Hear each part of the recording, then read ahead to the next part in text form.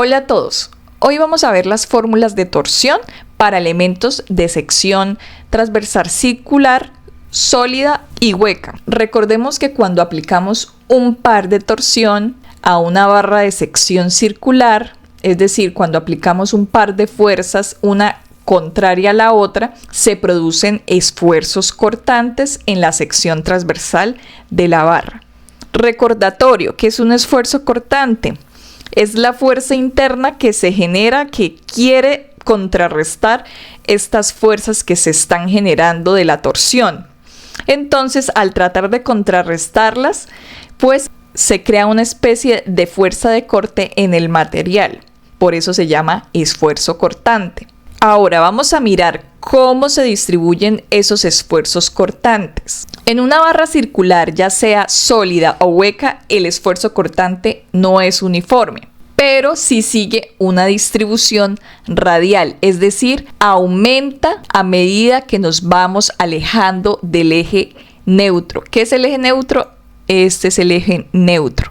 Entonces, a medida de que nos vamos alejando del eje neutro, pues va aumentando el esfuerzo cortante. Esto sucede porque cuanto más lejos está un punto del eje neutro, pues más, por decirlo así, apalanque tiene el par de torsión, generando mayores esfuerzos cortantes. Como lo decía ahorita, el eje neutro es la línea central de la barra donde no hay ni esfuerzos ni deformaciones. Y pues el esfuerzo cortante ocurre en la superficie externa de la barra, en la periferia.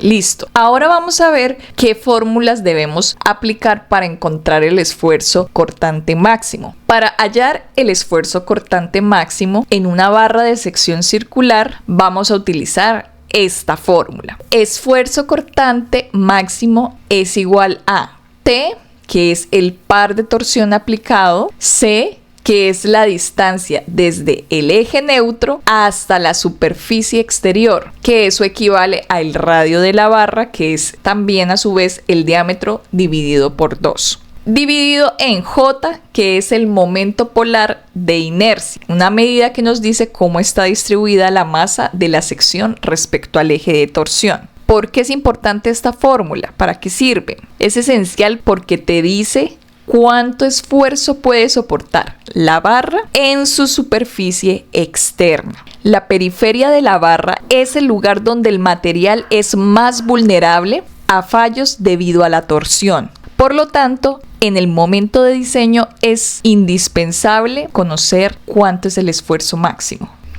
Y de esta forma podremos evitar deformaciones permanentes o roturas. Ahora, el momento polar de inercia J. ¿Qué es? Es la capacidad sencillamente de un cuerpo para oponerse a la torsión alrededor de un determinado eje cuando se aplica un par de fuerzas. Cuanto mayor es el momento polar de inercia, mayor será la resistencia de la barra a la torsión. Si el material está más alejado del eje neutro, pues el momento polar de inercia será más grande, lo que significa que la barra resistirá mejor las cargas de torsión. Ahora, ¿cuál es la fórmula? Para una sección sólida, es decir, una barra que sea maciza, el momento polar de inercia va a ser igual a pi por el diámetro elevado a la 4 dividido en 32. Y para una sección hueca, como un tubo, el momento polar de inercia va a ser el mismo, pero con una variación en el diámetro, porque como ya es hueco, vamos a restarle ese material que no está. Entonces, el diámetro externo elevado a la 4 menos el diámetro interno elevado a la 4. ¿Por qué es importante? Como lo habíamos dicho, cuanto mayor sea el momento polar de inercia, más resistente será la barra a la torsión. Los diseñadores de estructuras y máquinas buscan maximizar esa J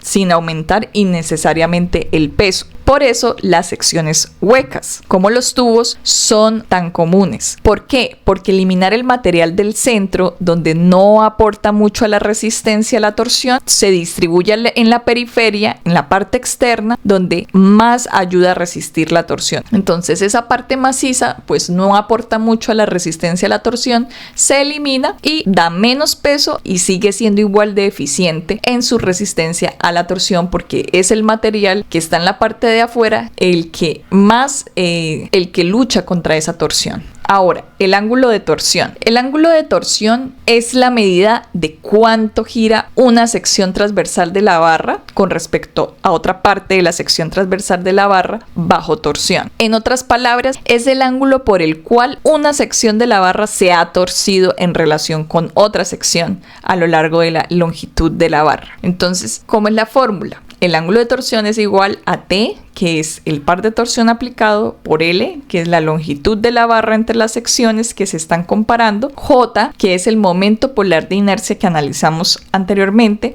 y G, que es el módulo de rigidez del material, que es el que indica cuánta resistencia tiene el material a deformarse cuando se aplica un esfuerzo. Es decir, el módulo de rigidez me indica qué tan rígido o qué tan flexible es el material que se está trabajando. Ahora, esa fórmula muestra que el ángulo de torsión es mayor si suceden estas 4 condiciones. El par de torsión, o sea, la fuerza que se aplica, es mayor. Si aplicas más fuerza para girar la barra, se torcerá más. El ángulo de torsión es mayor si la longitud de la barra es mayor. Una barra larga se deforma más que una barra corta bajo la misma carga. Si el material tiene un módulo de rigidez bajo. En otras palabras, cuanto un material es más flexible, mayores ángulos de torsión tendrá. Y si el momento polar de inercia es bajo. Esto ocurre en barras de pequeños diámetros o secciones menos eficientes. Ahora, elegir una sección hueca o elegir una sección sólida. Ya lo habíamos dicho anteriormente, pero aquí lo repetimos nuevamente, que una sección hueca distribuye más material en la periferia, en la parte externa de la barra, y eso incrementa su momento polar de inercia. Y esto significa que puede resistir más torsión con menos material, lo que se traduce en una mayor eficiencia estructural. Por eso es mucho mejor una sección hueca a una sección sólida. En términos simples, en una barra hueca, el material está más lejos del eje neutro. Ese material que está más lejos es el que contribuye a resistir mejor a la torsión, mientras que el material que está más cerca del eje neutro tiene poco impacto. Al eliminar ese material del centro, se deja la sección hueca y eso ahorra peso sin sacrificar la capacidad de la barra para resistir a la torsión. Entonces tenemos como ejemplo los ejes de transmisión de automóviles. Tenemos también muchas estructuras tubulares que se usan precisamente para reducir el peso y aumentar la eficiencia, como por ejemplo estas torres de los aerogeneradores, los molinos que conocemos, y las tuberías de plataformas petroleras. Estas tuberías son extremadamente resistentes y a la vez ligeras, ya que necesitan soportar las cargas del océano y del equipo sin sobrecargar la estructura en general. Entonces, por eso se opta mejor por secciones huecas antes que secciones sólidas. Ahora, ¿cuáles son las condiciones para que estas fórmulas que acabamos de presentar sean válidas? Primero, que el eje de la barra sea recto. Segundo, la barra no debe tener ningún tipo de variación en su sección transversal a lo largo de su longitud. Tercero, la torsión debe ser aplicada de manera constante, no fluctuante. Cuarto, el material de la barra debe tener las mismas propiedades en toda su longitud. No debe haber diferentes materiales en una misma barra que se está analizando. Y quinto, no debe haber esfuerzos previos en las barras, como deformaciones previas o defectos. Solo con estas condiciones podemos aplicar tranquilamente las fórmulas que hemos estudiado en esta clase. Y eso es todo por la clase de hoy. En la próxima clase veremos el ejercicio práctico de este tema. Gracias.